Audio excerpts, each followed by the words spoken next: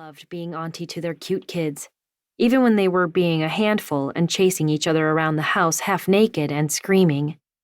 That's usually when her dad cranked up the music.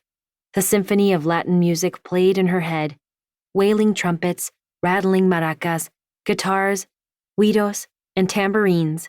Machado family beach party. Yay! So? Josie asked. Have you told them? Evita grimaced. About Sebastian? She'd been putting that part off. Not yet. Josie's mouth dropped open.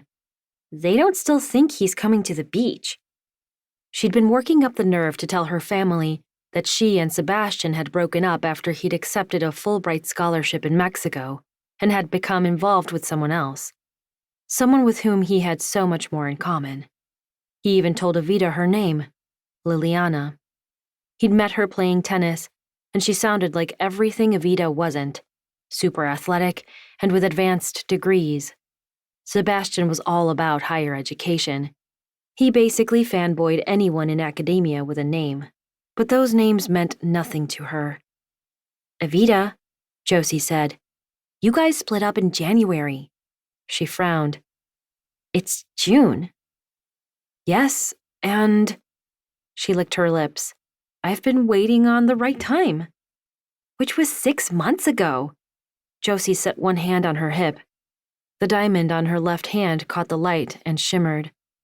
If things had gone according to plan, Evita would be wearing an engagement ring of her own right now.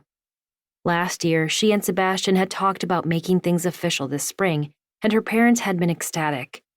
When Sebastian didn't come home over spring break as expected, Evita invented some excuse, and her family assumed their pending engagement was postponed, not canceled completely.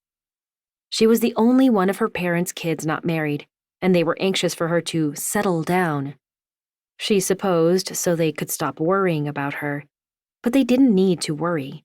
She was a 28-year-old independent woman, not some helpless child. Although she had felt pretty helpless when Sebastian dumped her. That had been a heartless act to undertake long distance.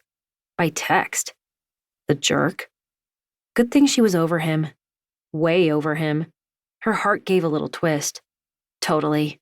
And not looking back. I was still healing in January. Josie frowned.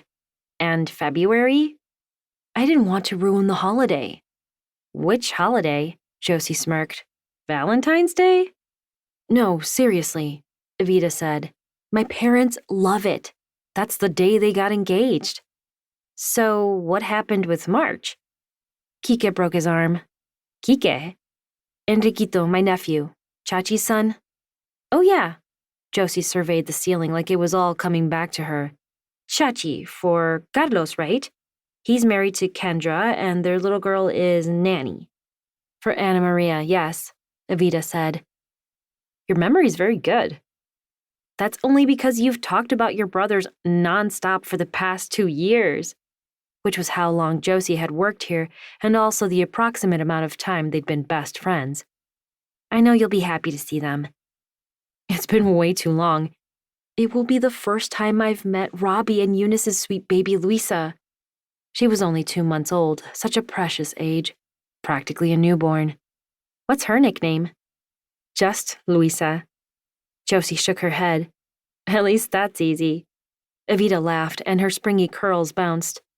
Sebastian had loved her long hair, but she loved herself this way a lot better, with short hair that didn't need straightening.